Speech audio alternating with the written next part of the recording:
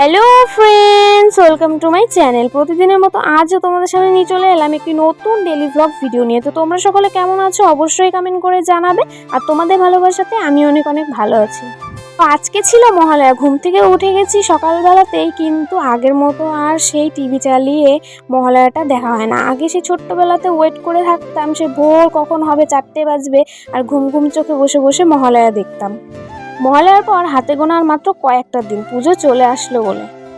তো আমি ঘুম থেকে উঠেই ওভেনটা মুছে নিয়েছি, তারপরে প্লাস্টিকটা তুলে ভাঁজ করে সুন্দর করে রেখে দেবো। আর এদিকে দেখো আমার মনা ঘুম থেকে আজকে একটু তাড়াতাড়ি উঠে গেছে, 6টার সময় ঘুম থেকে উঠে গেছে। এমনি দিন 6টার সময় ওঠে না। তো ওকে বললাম যে পাপা তুমি যাই ঘুমাও বাবার সঙ্গে, আর আমি এখানে কাজগুলো করে নিই। তো ও সত্যি সত্যি ঘুম থেকে উঠে গেছিলো ঠিকই, কিন্তু আমার কথা মতো শুনে আবার ঘরে গিয়ে ঘুমিয়েও পড়েছিল। তো এদিকে গোটা উঠোনটা লেপে নেবো, যেহেতু আজকে মহালয়ার দিন একটু লেপা পোছা না করলে একদমই ভালো দেখা যায় না। মহালয়ার দিন থেকেই পুজো আরম্ভ হয়ে যায় আমাদের এখানে। ষষ্ঠীর থেকে শুরু হলে পরেও আরও অন্য জায়গাতে মহালয়ার দিনের থেকেই ঠাকুর দেখা শুরু।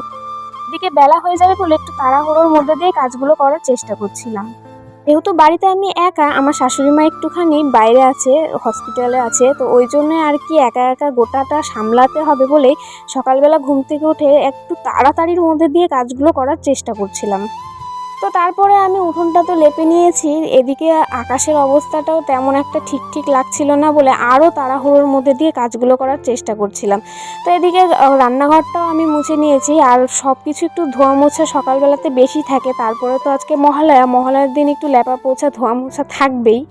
আর বছরটা কি করে যে কেটে গেল নিজেই বুঝতে পারলাম না। কয়েকটা দিন আগেই তো পুজো পার করে চলে এসেছি, আবার পুজো চলে এলো। এটা সত্যি একটু ভাবলে কেমন লাগে যে গোটা বছরটা কেটে গেল, একটুখানিও টের পেলাম না।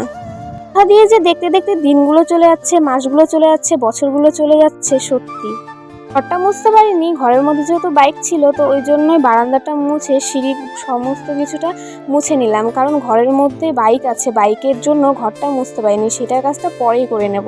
তো তারপরে চলে এলাম বিছানায়। মনার পাপা উঠে গেছে, এদিকে বেলাও হয়ে গেছিলো অনেক।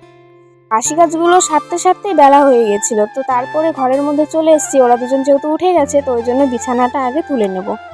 এদিকে মনাও উঠে গেছিল, মনা এখানে দুষ্টুমি করছিল। এদিকে ওর বাবা চান করে চলে এসছে, যেহেতু যাবে ডিউটি। তো এদিকে মনার কাঁথাগুলো একটুখানি মেলে দিচ্ছিলাম, একটুখানি ভিজে গেছিল রাত্রেবেলাতে। আর যেগুলো আগের দিনে যে ভিজা জামা কাপড়গুলো ছিল সেগুলো ঘরেই শুকিয়ে গেছিল, তো সেগুলোই ভাঁজ করে আর কি সুন্দর করে রেখে দেবো। এদিকে ওর ডিউটি যাবে, তাই জন্য রেডি হচ্ছিল, আমাকে বললো যে আমার জন্য ভাতটা বেড়ে দাও।